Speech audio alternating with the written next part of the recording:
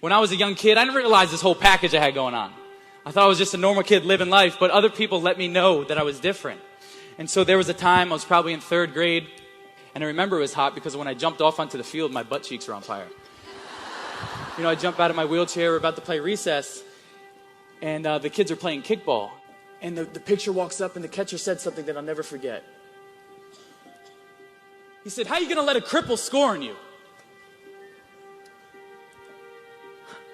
I'm in 3rd grade.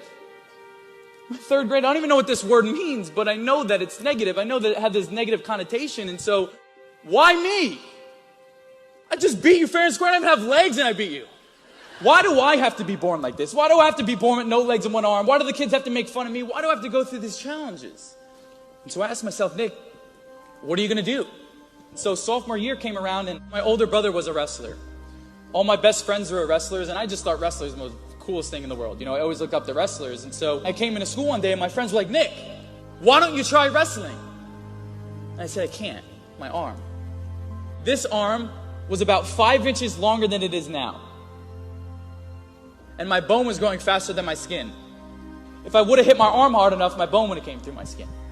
I was like, all right, I'm going to figure this out. And so I came home one day. I'm sure my mom remembers this very clearly. "Mom and Dad, I want to be a wrestler." My mom was like, "Oh no, Nick. God forbid. You know, wrestling's the most physical sport. What are you going to do if your bone comes through your skin? What are you going to do then?" I looked at them and I said, "Can we cut it off?" They said, "First off, Nick, the right word is amputate. You're so aggressive with your words. But can we do something about it? It's holding me back." And, you know, they said, "Nick, is this something that you really want to do?" And I said, "Yeah, you know, I want to become a wrestler. This is something that I really want to do." And, you know, my sophomore year, my parents went ahead and scheduled the appointment for me to amputate my arm.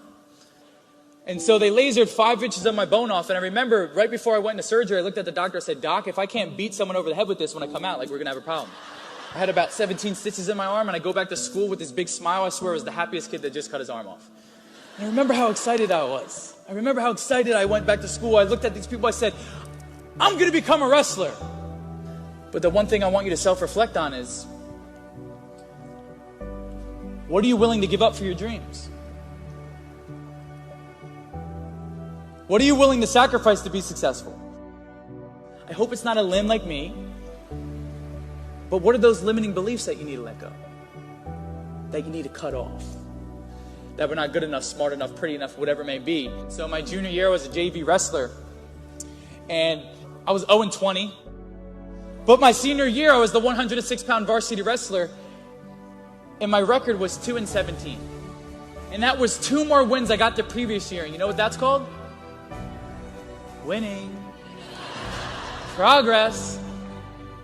No one's coming to save you. The only person that's going to make a drastic change in your life, whether that's physically, mentally, emotionally, spiritually, the only person that is going to dig you out of your hole is who? You. And that's all I wanted people to see, because in life all deals us a deck of cards, right? You may think your deck of cards is amazing. You may think your deck of cards is mediocre. You may think your deck of cards is very bad. But it's our duty to play that hand to the best of our ability. If you agree, say yes. What I've realized over the 23 years of my life, it's not the physical body that holds us back. The biggest disability you can have is a bad mindset. What are you willing to sacrifice for your dreams? What are you willing to give up?